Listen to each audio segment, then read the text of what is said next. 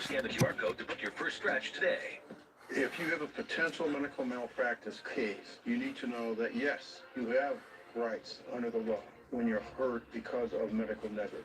And yes, you can pursue a legal claim against a doctor, against a nurse, against a hospital.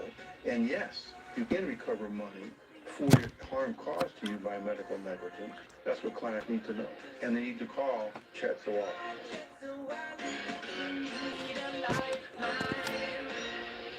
I mean, when you hear Screen Mobile, you think it's a mobile screening company. But the fact is, we do so many other things. Now we're a mobile service. We come to your home, do a screen door, build you a screen door, build a patio, do a patio enclosure. We have the parts and the pieces generally on our truck, and if we can't, we can get them within days. So the fact that we are the patio professionals and the screen professionals, why would you call a contract when you just call us?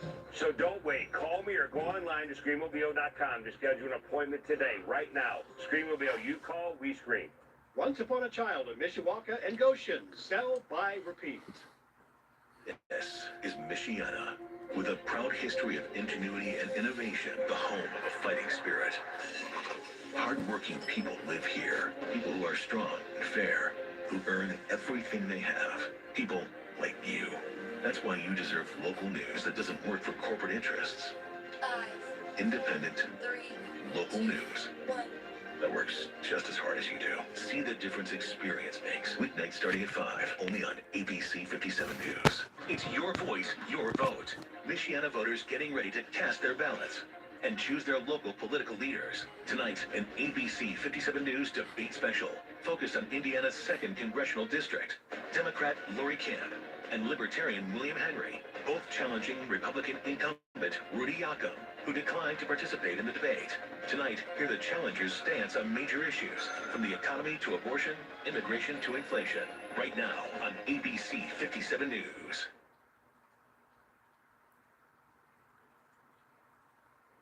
Good evening. Tonight we will hear from two candidates who want to be your next representative in the U.S. Congress.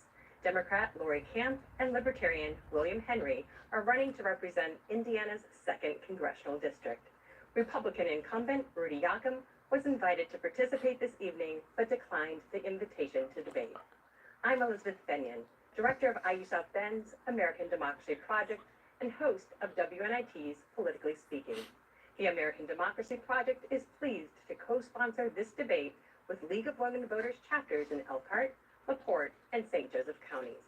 This debate is being carried live, over the air, or streaming by our partner media stations, including ABC 57, WNDU, WSBT, WNIT, and WVPE Public Radio. The community sponsors for this evening's debate formulated tonight's conversation with voters in their communities and our media partners. Neither the topics nor the questions have been shared in advance with the candidates. The rules for this evening's debate were determined by a letter of agreement signed by both campaigns, and they include the following. Candidates will be given 1 minute to make an opening statement, and then the questions will begin. Each candidate will have 1 minute to respond to each question, with the order of first response rotating with each new question.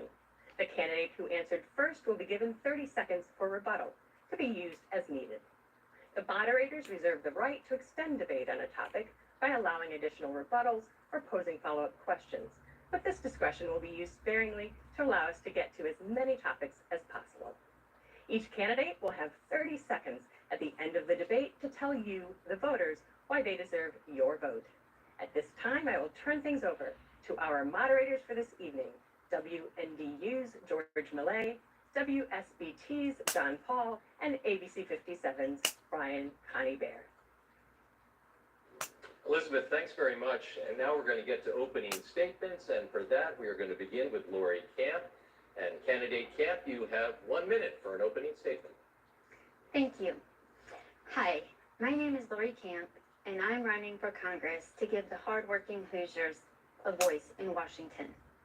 I'm just a regular person, a wife, a mom, lifelong resident of South Bend. I graduated from Riley High School, and I have a degree in criminal justice from IUSB. After college, I worked in criminal justice, then in banking, and I'm currently employed by a small software firm in South Bend. I also, for the past 6 years, have been coaching high school diving. As a resident of the 2nd District, I haven't felt represented, and I'm running to change that. This might be the most important election of our lifetimes. We have some big issues to address. We need to preserve and strengthen our democracy. We need to restore women's rights in healthcare, and we need to pass bipartisan, compassionate immigration reform. I am your neighbor, and I am working to be your voice and earn your vote to make it to Washington. And now we will hear from William Henry. Kennedy Henry, you also have 1 minute. Thank you and good evening. My name is William Henry. I am a proud father here in the state of Indiana, a lifelong Hoosier, and I am a veteran, a combat veteran. And I'm an advocate for veterans and criminal justice reform here in the state of Indiana. I'm the Libertarian candidate, and being the Libertarian candidate, I stand for freedom, for liberty, personal accountability, and smaller government that works for the people. I'm not beholden to lobbyists or special interest groups. I want to protect your civil and personal liberties and grow them back, your constitutional rights, fiscal conservation, and the two major parties got us here. I'm a Libertarian, and I believe that I can help direct us. We can do this together to get us back on track on the federal level. All right, we're going to get right to the questions now. We're going to start off with the economy because that is top of mind for everybody, hopefully including our candidates. And we're going to start with inflation. The inflation rate right now is about 2.5%. That represents a 3-year low, and it is lower than the long-term average of 3.28%. That's the good news. But prices are still 21% higher than they were in February of 2020. So here's the question. Who's to blame for the continued high prices of basic goods, including eggs, juice, auto insurance, and what policies do you support to help Americans afford these basic goods? We begin with candidate Camp. The biggest driver we know, because a Kroger executive told us so, is corporate greed. So, we need to look at this as greedflation as much as inflation. And as you said, inflation is down. It's trending downward, not upward. So the policies that have been put in place by the current administration are working. I'm a working mom. I feel the pain. I grocery shop, and I see that the prices are rising. And I believe that by kind of regulating what goes on in the market, that we can help to curb the out of control inflation that we had. This could be, again, capping corporate golden parachutes and things like that give executives a reason to raise prices instead of keeping them low to benefit regular Hoosiers. Mr. Henry, you are up. Shutting down our economy in 2020 due to COVID and other things really hurt our economy. And I think a lot of people aren't addressing that fact. We really damaged our economy, shutting everything down. We told people not to go to work, that their job wasn't essential. And to think that our current financial state doesn't directly correlate with those shutdowns, with those businesses being hurt, is malfeasance to even think that. The Federal Reserve has continued printing money, and we really need to stop sending our tax dollars overseas to all these overseas contingency operations and favored battles and warfare of our Congress people. We need to support our businesses to grow here in the United States, reducing those regulations and getting them back on track. And we need to stop controlling the market altogether and really foster a unified country that helps our businesses here in the United States. And Ms. Camp, you have 30 seconds for rebuttal. Yes, we had the shutdown, but we have executives testifying that they are just raising prices because they can. Somehow we have to deal with that. It's unconscionable, and it can only happen when there is no regulation.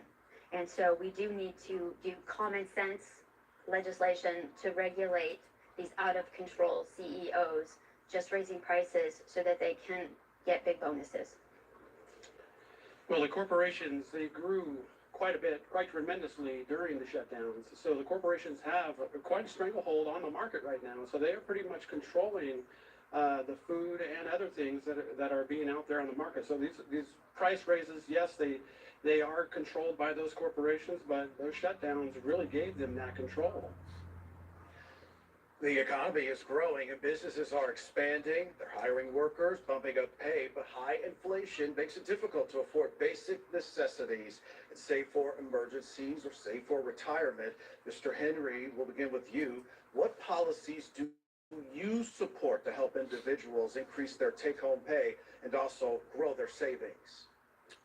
Well, of course, if we balance our budget in Congress, we can have more money for things that Americans need. We're spending a lot of unnecessary money on programs and services that really aren't meeting the needs of these individuals. So I think that going in and making a lot of cuts on the government side and what we're spending on the government, and really automation and computerization and these things have taken off quite a ways. I think that those could really be used in government, and we really need to downsize our government footprint altogether to stop spending so much money. We really need to stop printing so much money because we have inflated all of our dollars into the economy, and really it's damaging the economy in the last 4 years. Ms. Camp? I, again, would like to see, we are a capitalist society, but we do need to have regulations to make sure that people, whether it be the government or corporations, are not taking advantage of our most vulnerable. And that's what always happens.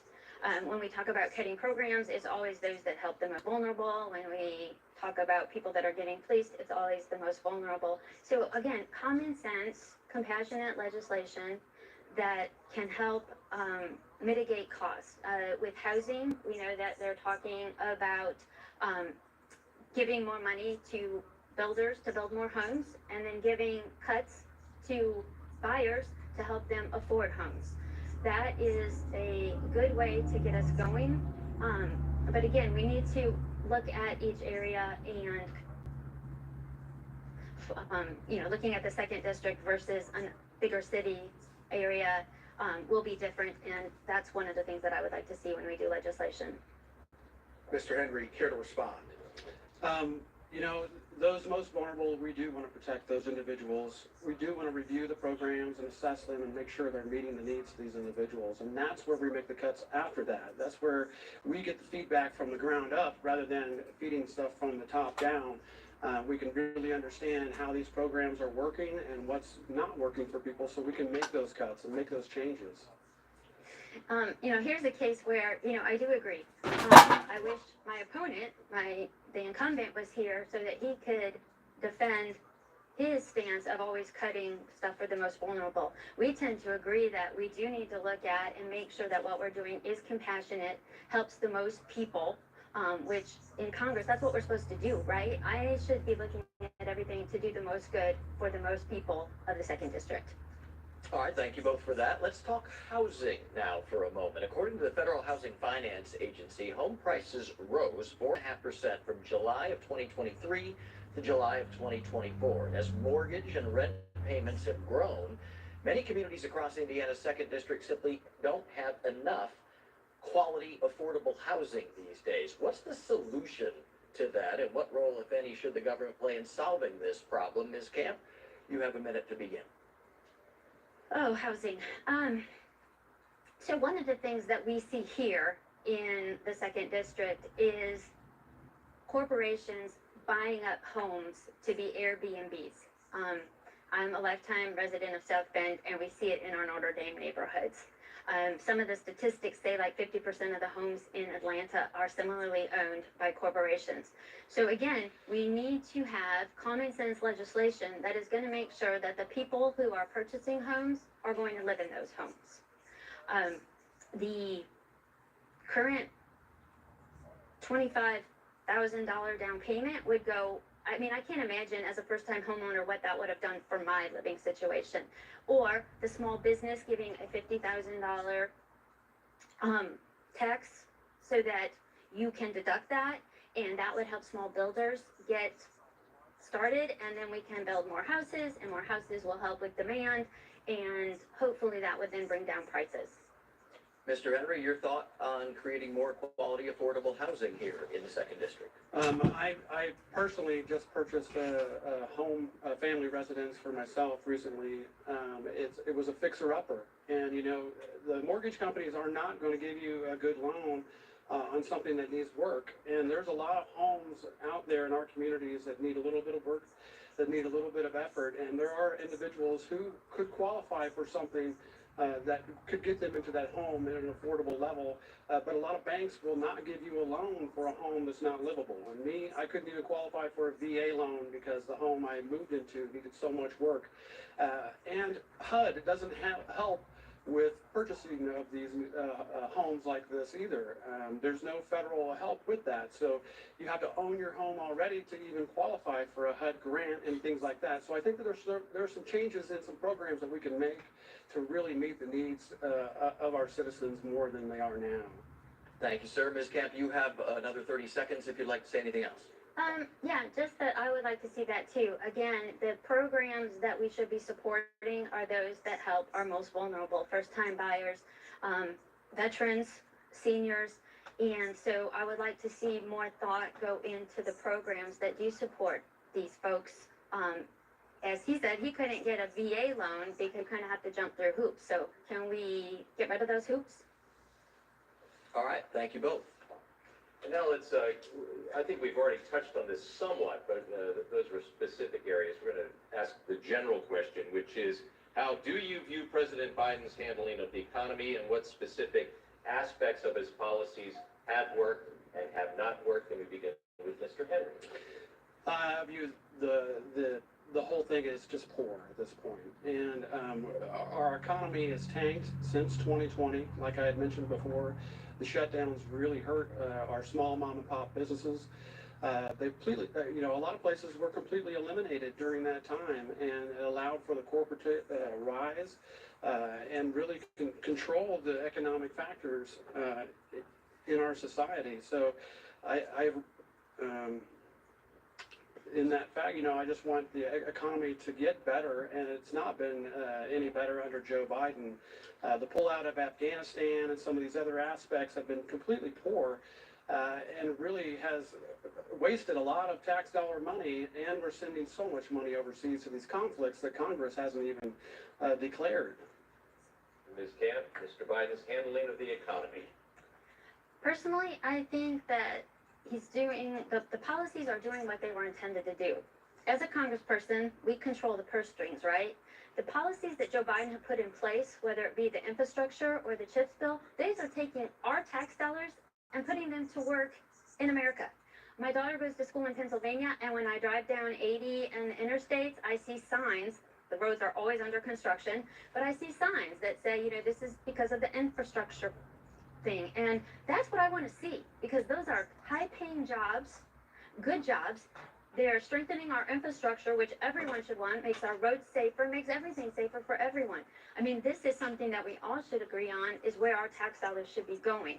And honestly, our economy is not doing as poorly as people think. Again, it's hitting us at the grocery store, but most people that have retirement plans, they're doing better than they've ever done. Mr. Henry. I definitely don't see that, especially the people in my neighborhood and the people in my family and friends. A lot of people are really suffering right now economically. And, you know, you had mentioned on some of these executive functions, and the president's executive functions have far out exceeded congressional ability to stop these things. The 2017 Tax Cuts and Jobs Act, also known as the Trump tax cuts, slashed the corporate tax rate from 35% to 21%, and it cut individual income tax rates and increased the standard deductions. Now, Trump says he would like to make his tax rules permanent and make even more cuts. Ms. Kemp, where do you stand on this? Should the Trump tax cuts be made permanent, and what changes do you recommend for the U.S. tax code? I would like to see the tax code simplified. It's absolutely ridiculous now. you know, I'm going to give something away here, and I'm not a great beneficiary of Trump's tax cuts, right? I'm not in that income bracket. And again, everything we do is on the backs of the most vulnerable. So when we're paying the taxes, someone else isn't. And there becomes a point where the money that you make, you just save, you don't spend it, right? You pay your hairdresser to do your hair, you give her whatever, she goes out to buy groceries, she goes out to do this, she goes out to do that. You give a millionaire more money, they're likely to not spend it. I would like to see a more fair tax code across the board, but again, we cannot just keep piling taxes on our most vulnerable and lower classes while we give the 1% a break. Mr. Henry. Definitely lower those tax rates, and one way to do that is reduce our spending altogether. Federal spending is absolutely out of control. Permanent tax cuts, that sounds great. You know, if I could file my taxes like I do with my organization, if I make so much money, I do it on a postcard size. Something like that, simplifying would be absolutely tremendous if we could make changes like that. But tax detail and the tax code goes so far, it's beyond the mental comprehension of a lot of folks to be able to understand tax code to begin with. I think we need to simplify that and stop spending beyond our means. So I want to be clear here. Do you believe the Trump tax cuts, should they be made permanent? Any tax cuts need to be made permanent, and we need to keep going with the tax cuts. Ms. Camp, care to respond? You know, the reason that we can't file our taxes on a postcard are because of lobbyists, right? They lobby so that we have to use their software to make money to pay our tax. I mean, we pay money to pay our taxes. Again, I want a fair tax code. I want to look at every level, and you can't just say, I want all these tax cuts because they go to the most wealthy among us. I think the working folks like me and most of the people I know are the ones that deserve maybe a little bit of a break, which would help with food costs, etc. All right, we're going to turn now to another important issue on the minds of many voters, immigration and border security. 6 out of 10 Americans say that immigration is very important in determining how they will vote come November. Donald Trump has made cracking down on illegal immigration a signature issue, noting that border crossings reached record levels under President Biden. The number of attempted border crossings, though, has dropped significantly in recent months after President Biden issued an executive order facilitating quick deportations at the border, and Mexico ramped up its own border patrols. So, what is your position on undocumented immigration to the U.S.? Do we need to build more walls, increase deportations, or take some other approach? Ms. Camp, we'll start with you.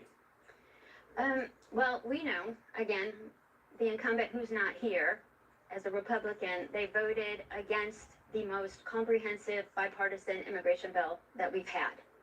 And that would have taken immigration out of the election, which Trump did not want. People I talked to, too, in the 2nd District, they want compassionate immigration reform. That means, much like the bill promised, additional judges, additional agents at the border, and again, working with Mexico and other countries to make sure that when we tell undocumented people that they need to go, they go. But again, the Republicans have found that this works as an election issue. One of my key points is I'm not going to play politics with our national security. It's ugly and it should not be done. I'm going to make sure, when I win, that in Congress we get this legislation passed and for once and all take care of the immigration issue. Thank you, ma'am. Mr. Henry, your take on immigration reform. Immigration has been an administrative disaster across both major parties. And there are some real administrative changes that need to be made to better support those trying to immigrate. We have electronic communications now. We have the ability to have apps and collect personal data on individuals, from fingerprints all the way to photos of them, to make sure that these background checks and things like this are conducted before these people even arrive at the border, especially in refugee or circumstances that are of emergencies. So we want to definitely make those administrative changes. You know, we don't want people entering the country illegally. We don't want security issues. We want our administrative to be able to handle the influx of individuals and be able to process these individuals properly with the capabilities given to them. Ms. Camp, you have an opportunity for 30 more seconds. I would just say, you know, I work in software, so this whole fingerprinting, doing all this before they even get here, that's so rife for corruption or to be misused that, you know, I understand. It sounds like a good idea. But again, compassionate reform means that someone has to show up to visit a judge, tell them their story. And I don't know that I support people giving us their fingerprints in some country that we don't know how the data is going to be handled. Well, we're going to stay with immigration now, and the question is, does the United States need to come up with a more expedited path to legal immigration? And what should we do about the undocumented immigrants who are already here? This goes to Mr. Henry. Yeah, like I had said, you know, administrative changes, that's what we need to do to anticipate any influx. As Lori has alluded to, that, you know, the possibility of false information being pushed in that's just preliminary information. And when they get to the border, those processes are handled through the regular way. And those administrative changes with those individuals too, I support that absolutely. To be able to, we need to be able to handle the influx of these individuals. Ms. Camp, the extent to which we need to expedite legal immigration. I would love to see us finally make a change that makes it, again, compassionate and quick. And for undocumented people that are already here, we have to figure out a way to let them stay. We have children who don't speak their native language, if you will, who we are threatening to deport if the other side wins. As a mother, I can't imagine. I just can't. It's inhumane. And so we need to find a way to get those that are undocumented but here, making, you know, all of them are working either in school, at jobs. They're helping our economy. Many economists say that the immigrants are the reason that our economy is doing so well. So let's welcome them and get them settled. And at the same time, let's work on the laws that let other people in. And Mr. Henry, you've got 30 seconds if you'd like to speak. I would agree with working on those laws and having a hard line, you know, policy on that. You know, these folks probably wouldn't be here undocumented had there been a process, administrative process that handled their coming here. So I think it's an administrative failure at the border between both the major parties. Our next set of questions will focus on civil liberties. Since the U.S. Supreme Court's decision overturning Roe v. Wade, states have been more active than ever at creating their own rules regarding access to abortion services. So we want to start with Mr. Kemp. Should Congress pass a federal law protecting or banning abortion nationwide? If so, what does that policy look like? If not, explain why. Mr. Henry. I believe the states are handling that right now. And in the state of Indiana, the Supreme Court is actually looking at the current law as the lawmakers have made. So there's a hold on that. And things could change, you know, and a lot of ways when it's left to the states' rights, it takes a little while to equalize. And we've seen that also with cannabis-related issues too, where it's state to state, there's a different type of thing, but eventually we're working on equalization across the nation, where we will be back to people being able to get those procedures if they qualify for those procedures in the state of Indiana. That it may change. We don't know what's going to happen, but we have to leave it to the states to decide. Ms. Camp. As I said in my opening statement, we need to protect women's rights and their right to health care. This is government overreach that is crazy. Where you live geographically should not determine whether you're a full human or not. I would codify Roe v. Wade to make sure that every woman has the right to do what is best for her. She could be between her and her clergy, her and her husband, her and herself, her and her family. But a group of people that don't even know her have no right to make that decision for her. I was talking to some women yesterday, and one of them who was Jewish said, you know, this ban is against my religion. For Jewish, it's not at conception, it's at first breath. And so in Indiana, we are actually going against someone's religious beliefs to make someone else's religious beliefs the law. Mr. Henry, you can respond. I believe in medical privacy, and that hasn't been abided by, especially during this time with Attorney General Todd Rokita trying to bring up information about private medical issues. You know, if there's rape, incest, medical necessity, those things need to be protected in the individual rights, and I look to protect those. Thank you, sir. Some politicians have expressed a desire to ban some forms of contraceptives, including Plan B and IUDs. Others have argued that the government should even ban IVF, in vitro fertilization treatments, which involve the creation and destruction of human embryos. What's your position on those questions? And should such decisions be made by Congress or left up to the individual states? Ms. Camp, we'll start with you. Again, my opponent is one of the co-sponsors of H.R. 431, which is the bill that could effectively ban contraceptives or IVF. Again, we have no business in stopping a woman from having a family or not having a family. I'm a firm believer in that a woman knows her own health best. We know in Texas, where they've had an extreme abortion ban, and in Indiana, women have died. It leaves me speechless, quite honestly. But I believe that H.R. 431 should never be voted on, never be passed. Women, families should have the right to choose when they want to start their family, and if they need IVF, to choose how many children they want to have. I have no business doing that.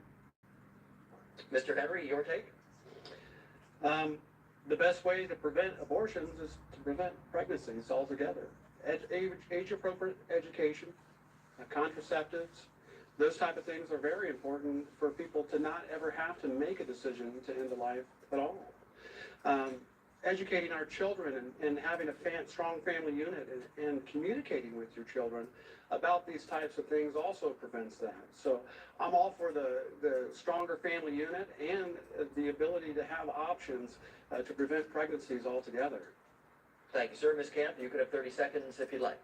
I agree. We just need to educate our kids, make sure that we have contraceptives available for anyone that needs them, and IVF available for anyone that wants to use it. Thank you, ma'am. We're going to move on to the topic of guns now. Americans own more guns per capita than people in any other nation on the earth.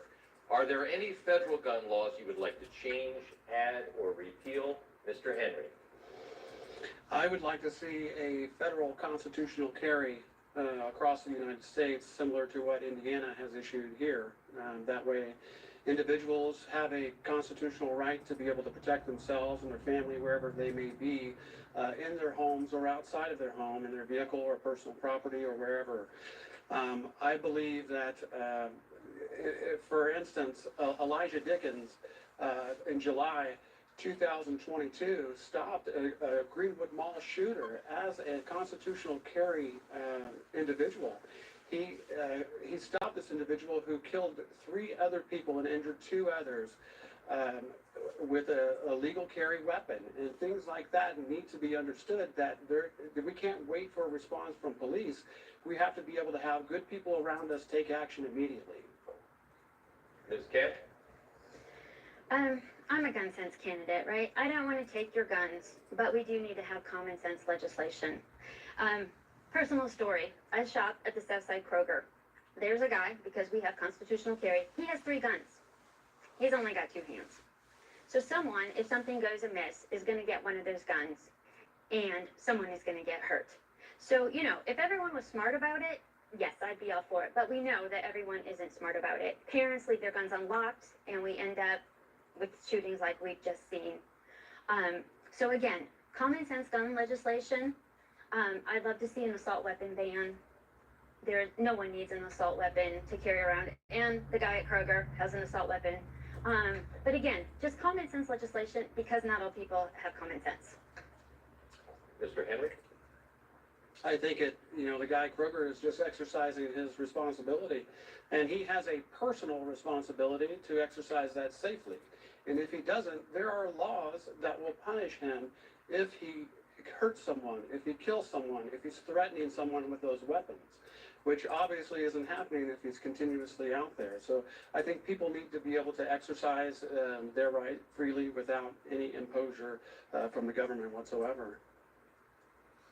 Thank you. Marijuana is illegal here in the state of Indiana, but it's legal in about 3/4 of the country, including Michigan and Illinois. Ms. Kemp, do you support a change in state or federal marijuana laws? If so, what changes do you propose? I would like to decriminalize marijuana. It's silly that if you hop across the border to Michigan, it's legal. You hop across to Illinois, it's legal.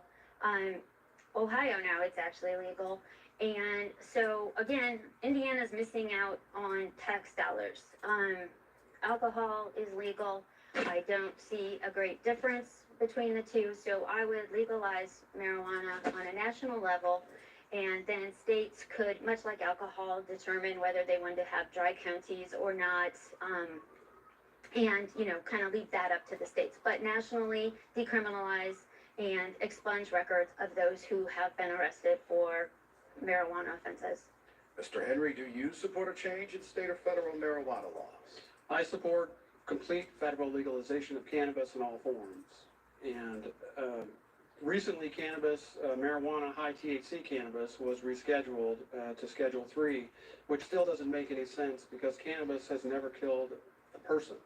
And in my studies with my not-for-profit Food First initiative, where we're trying to get the federal government, the USDA, to actually give us the raw nutritional data of raw federally legal hemp. Even Indiana has federally legal hemp. We're trying to get the USDA to give us the raw food data of the plant material and the seeds of hemp, something that they haven't been willing to do, but we're working on funding to get that done. I think smoking cannabis has been implanted in a lot of people's minds when it was a food and textile type of plant long before anyone talked about smoking it. Ms. Kemp? I know, right?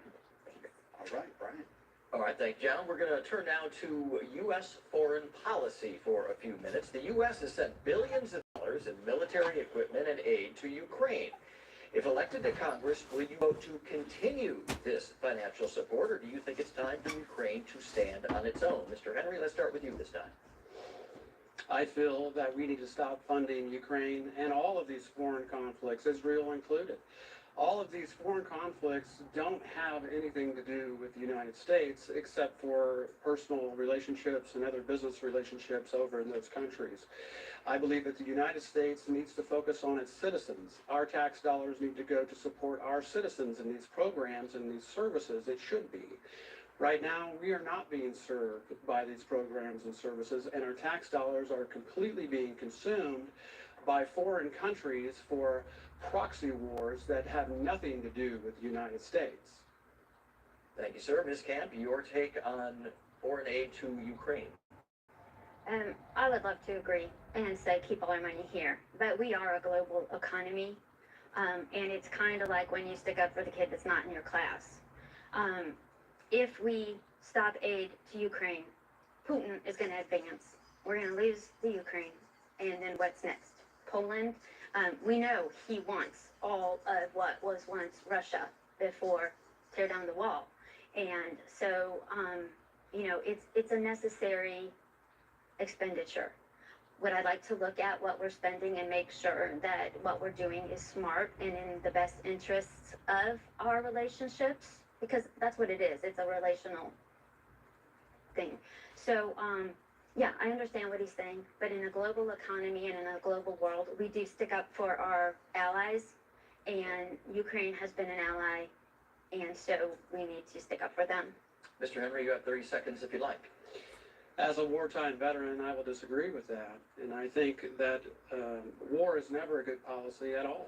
And supporting a war, whether with troops or with our money, is unconscionable for us as citizens to have to foot that bill. Staying on the topic of war, a lot of Americans are undecided about how to address the ongoing war between Israel and Hamas.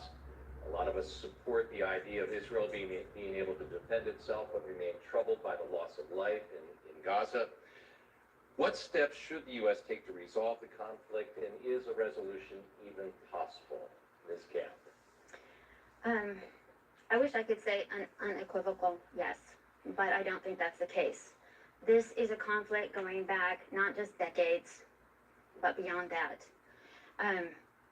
Israel, the people of Israel do deserve to defend themselves, but we also have to look at if they're going beyond what is defending themselves. Nobody wants to see anyone killed. I'm a mom. It absolutely rips at my heart. I want a ceasefire immediately. I want the war to end, and I want a two-state solution. And I believe right now there are two people standing in the way of that, Trump and Netanyahu. And it's unconscionable that they are doing this to the Jewish people and the people of Palestine. Mr. Henry. I believe in diplomacy, and I believe in peace. And I think that we can reach peace in all of these areas if we actually come to the table and talk. And I don't think that there's been a lot of that happening. Our ambassadors and other individuals really need to be bringing people to the table so we can really come together. And all these conflicting countries need to come together and be face to face and really work out these issues diplomatically, peacefully. And we need to be stewards of that, and we need to encourage that. Not send our money there to continue the warfare and to continue the bloodshed. That's not what we should be doing. And Laura, you can rebut if you would like. You know, as a coach, you can try and get people to sit down at the table, and it's not always going to work. The Israeli people do have a right to defend themselves, and the Palestinians have a right to not be attacked without remorse. So, you know, again, I think both sides, at least on the American side, are working to try and do this, but we have to have willing people on the other side. And America is not only the only country involved in those diplomacy. We've got other countries who have stepped up and have pledged to work with these countries too, the surrounding countries that are being ignored by media and other things, to be able to work diplomatic in those fashions too with those other countries, the Arab countries in those areas. Thank you. Second District Congressman Rudy Yakym and other House Republicans have argued that non-resident aliens, foreign businesses, and agents associated with China should be prevented from purchasing agricultural land in the state of Indiana and across the country as well, and from participating in Department of Agriculture programs that are unrelated to food and safety regulatory requirements. Mr. Henry, we'll start with you. Do you agree or disagree, and what do you think is the best way for the U.S. to deal with China? I think that we need to continue selling China our grain like we do already. Indiana sends 70 to 80% of its grain over to China every year, and we're supplying a lot of them, and that makes up for the billions of dollars that in agriculture that Indiana makes every year and receives. That foreign trade is happening. I don't support the country having physical possession of the land, but we can send grain to them that they can buy, you know, and continue that business aspect with these countries like China. Ms. Camp. This is a real issue with the rural areas of the second district. When we talk to people that own land, they are alarmed at the number of Chinese that are trying to buy land. And so I would like to see Indiana farmland kept with Indiana farmers if they want. Again, selling grain, yeah, that's fine. When I have a friend that's a farmer, and she says all of their grain goes over to China to make, I think, corn syrup. So yeah, we can sell, but we need to make sure, because China does give all of their industry kind of an unfair advantage that we don't always do. We need to make sure that we're keeping the playing field fair. And again, not letting the Chinese come in and buy land willy-nilly, if at all, is what I would propose as a congressperson. And definitely support competition in that market too, to not just earmark it all for China, but if somebody else has more money, we don't have to designate all of that as well of our grain to that particular country. Thank you both. All right, let's talk a little bit about subsidies and tariffs, kind of related. You just talked about a fair playing field. The Constitution gives Congress the power of taxation and policies, including things like tariffs. Those are taxes on foreign goods that are imported. Donald Trump has proposed tariffs ranging from 20% to 200% on goods imported into the U.S. Are tariffs a good way to create more U.S. factory jobs, shrink the deficit, and lower prices? Or do you think they will actually drive up inflation? What's your take on tariffs, and what would you do in Congress? Ms. Camp? So, to understand tariffs, you have to realize that it's a tax that is put on the producer. And in most cases, that's going to be kicked back to the consumer. And so, an example, there's a sugar tariff, right, to protect American sugar farmers. It ends up costing us about per person $40 a year, but it makes sure that American sugar farmers are able to grow and sell their sugar as opposed to foreign sugar producers. So in some cases it is warranted, but you have to look at it very carefully. Is it a production that we do? You know, if you're going to put a tariff on something that we don't make yet, that's going to just hurt the consumer. If you are doing like sugar, it might be a little pinch on the pocketbook, but we are helping American farmers, so that's a plus, right? Because we're paying them, and then they create jobs and buy machinery, et cetera, et cetera. So it's a very fine line between whether a tariff is a good thing or a bad thing. Mr. Henry, your take on tariffs? I think that's definitely going to be passed on to the consumer. It's just another tax, and we see all of these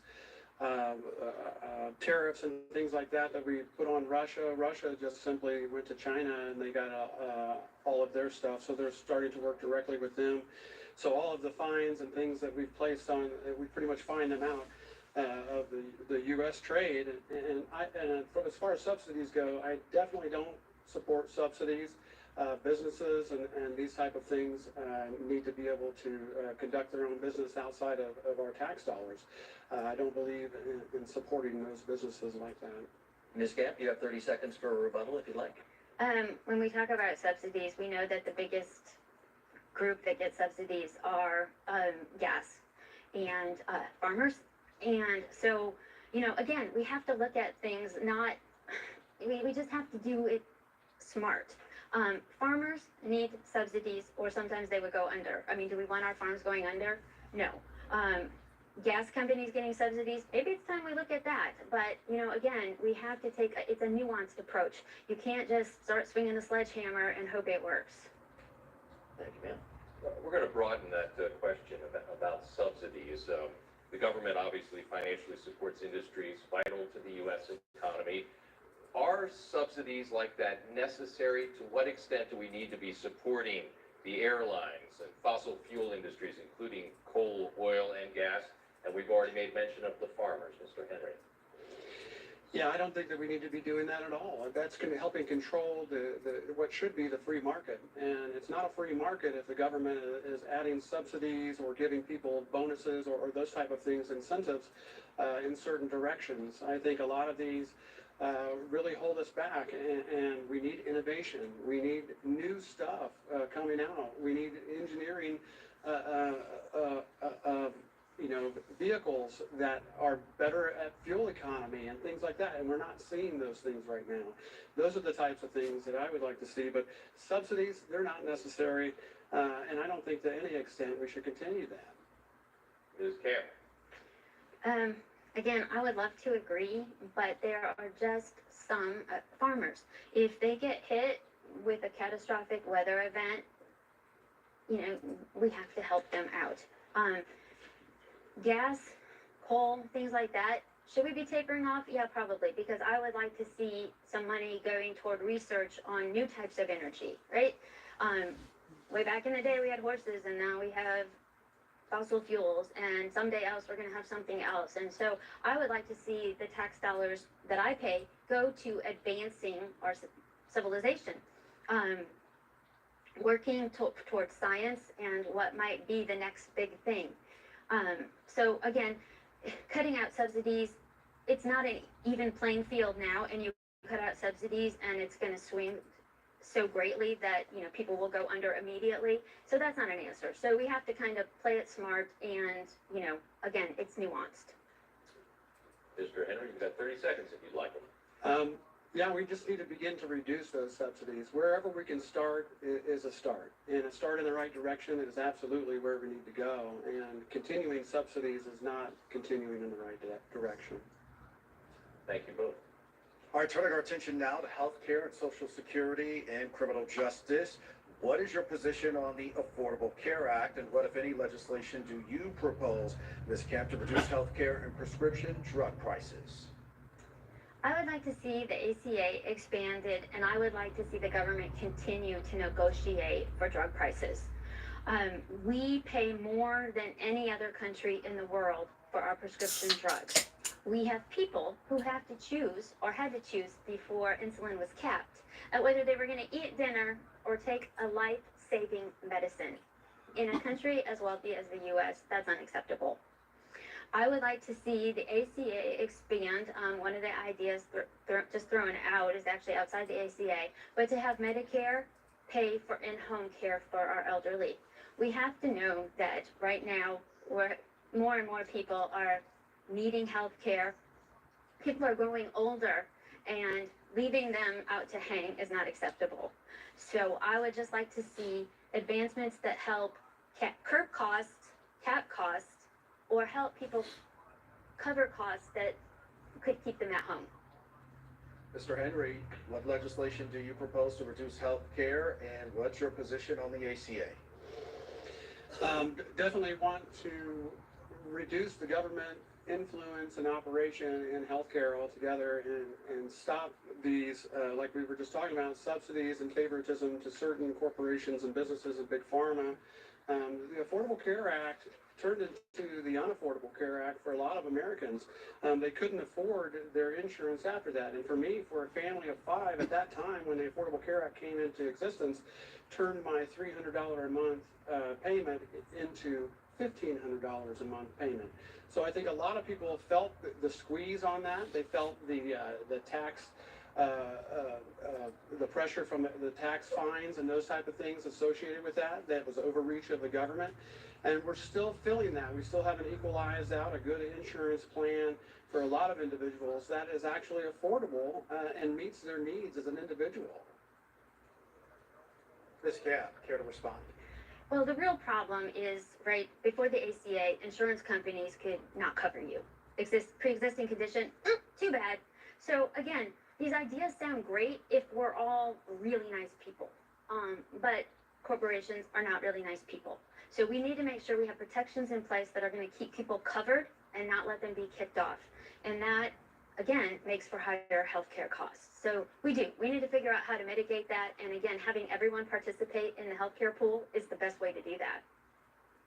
Thank you both. Experts project that Social Security is expected to run out of money in the next 15 to 20 years. So what do we do about that? Should we cut benefits for people who have already paid into the system their whole lives? Should we raise the Social Security tax on workers, get rid of the cap on how much income is taxed, or do something else entirely? What do you think we should do? Mr. Henry, let's start with you. Well, I am personally under the understanding that Social Security won't even be available for me when I'm at retirement age. So I would like to see alternatives to be able to put your money into different types of investment accounts and those type of retirement accounts like 401ks. The Social Security has so many hands in it that haven't contributed to it, that are drawing from it, that's dragging it completely down. And a lot of people call Social Security a Ponzi scheme, which turns out is what it's looking like. We put money into it, and I don't think I'm going to get money out of it. Ms. Camp, your take on saving Social Security? Well, I was raised to believe too to those that much is given, much should be returned. So I believe we can save Social Security by raising the cap. I talk to people every day, and they don't realize that once you make over like 168,000 and some change, that you stop paying tax for Social Security. And they're kind of amazed when I say that. And again, my heart is always with our most vulnerable. And Social Security is a way to assure that our most vulnerable are given money to live. You know, and I don't know that there'll be, I'm only 57, and I don't know that there'll be Social Security for me, but I sure as heck am not going to throw in the towel because, oh, I might not get it. No, I'm going to work hard to make sure that the most vulnerable, our seniors, those that need SSI, are covered, and that we do the most good, again, for the most people. And, you know, I mean, that's just it. I am driven by the desire to do good for those that need it. Mr. Henry, you have 30 seconds if you'd like. And I do agree, we do need to protect those people who are most vulnerable in those cases, but sunsetting a program doesn't, you know, it doesn't take away completely from those people who are actually operating within that program. And it gives people a more investment opportunity outside of that program to do other things and decide other things to happen with their money, to grow their money in different types of accounts. All right, folks, we've come to the time for closing statements. The candidates have 30 seconds to tell you why they deserve your vote, and we begin with Lori Camp. Hi, I would just like to earn your vote. My incumbent is not even here. He is nowhere. I have tried to go everywhere. Have put in over 6,500 miles since I started running. I'm a regular working person, and I want to represent the regular working people of the 2nd District. For too long, the people in Congress have been bought by special interests and big money. All my donations and everything that we do is either volunteer driven, no big donors, and again, that's how I'm going to represent the people of the 2nd District. And Mr. Henry, it's your turn. Ladies and gentlemen, our representative isn't here tonight. They didn't expand to you why they made the decisions in Congress that they did. They are not reporting back to you in the public forums that we have been attending to as well about what's happening in D.C. and why they are making those decisions. I ask you to make a change November 5th and vote differently. Vote for liberty. Vote Libertarian. Thank you. Candidates, on behalf of the 2nd District Debate Commission, thank you for participating in tonight's debate. The League of Women Voters, American Democracy Project, and our local media partners appreciate your willingness to share your ideas with voters in this live televised candidate event. Thanks also to our moderators, WNDU's George Millay, WSBT's John Paul, and ABC 57's Brian Coniger. And thank you to you, our audience, for watching or listening this evening. Early voting started today. Your final chance to cast your ballot will be Election Day from 6 a.m. to 6 p.m. on Tuesday, November 5th. You can check your registration status, find your nearest polling place, and learn more about the candidates on your ballot by visiting indianavoters.com and vote411.org. I'm Elizabeth Bennion reminding you that it takes all of us to make democracy work.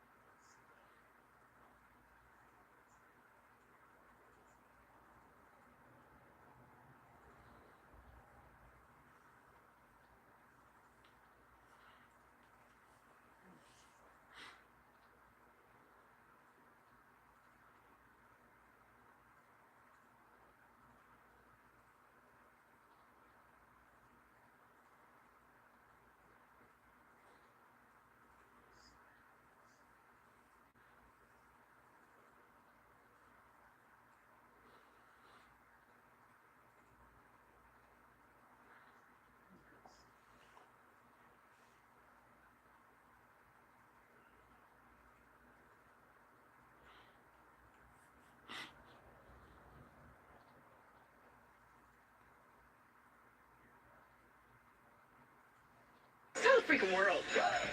One of my students has ringworm. Ringworm? Look at that. Cancel classes. Burn have it down.